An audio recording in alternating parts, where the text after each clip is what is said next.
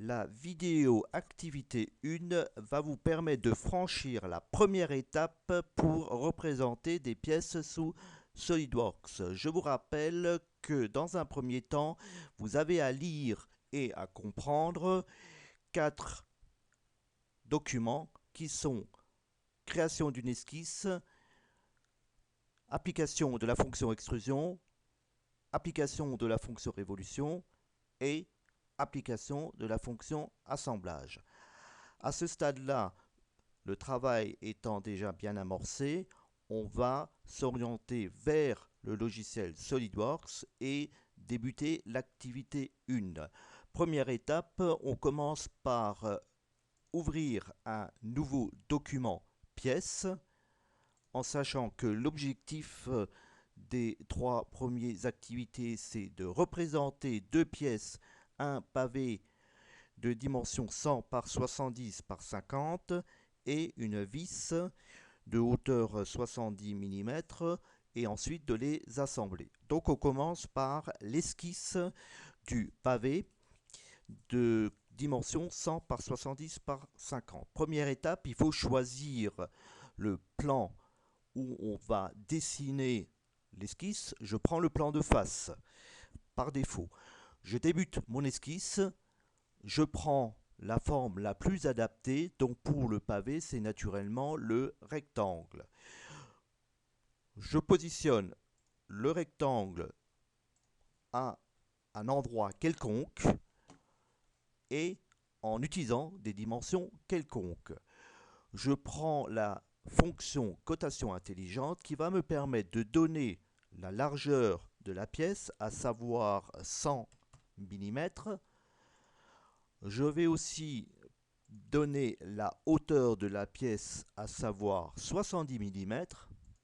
Pour ce qui est de la profondeur, on ne la positionne pas dans l'esquisse, on va la faire apparaître dans la fonction bossage extrusion.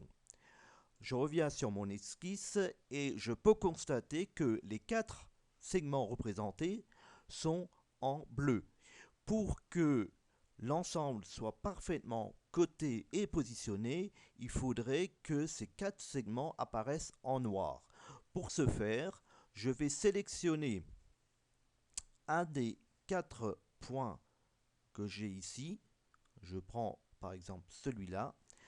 Je prends la fonction ajouter que j'obtiens en appuyant sur la touche CTRL, CTRL de votre clavier en bas à gauche. J'appuie sur ce point et vous pouvez constater que j'ai sélectionné les 2 points ici et on associe automatiquement 3 possibilités. Les 2 points peuvent être alignés horizontalement, verticalement et peuvent être coïncidents. C'est ce que je souhaite. Et là, vous constatez qu'automatiquement, l'ensemble est devenu noir. 4 segments entièrement cotés et positionnés.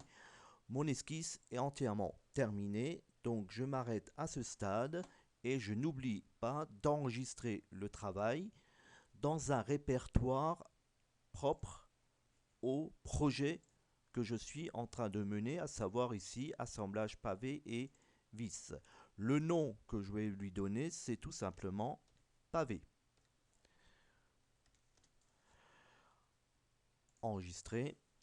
Le premier travail est terminé. Je passe à la deuxième pièce qui est la vis.